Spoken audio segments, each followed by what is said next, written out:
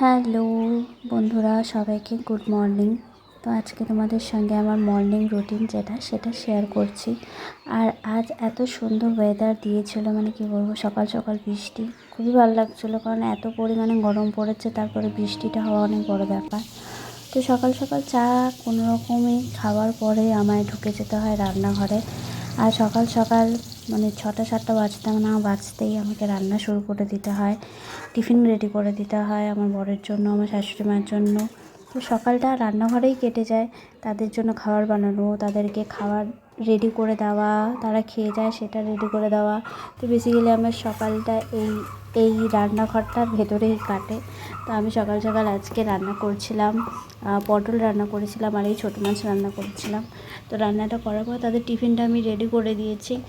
টিফিনটা রেডি করার পরে আর একটু লেটও হয়ে যাচ্ছিলো। তো আমি ছোটো মাছটা এইভাবে রান্না করেছি, খেতে জানি না কেমন হয়েছে, বেশ তাড়াহুড়ো করে রান্না করে দিয়েছি। আর রান্নাঘরের অবস্থা তোমাদেরকে দেখাচ্ছি। এই হলো রান্নাঘরের এখন অবস্থা, সেটাকেও এখন আমাকে ঠিক করতে হবে। তো এই হচ্ছে আমার সকাল। তো ভিডিওটা ছোট করেই বানালাম, কেমন লাগলো জানিও।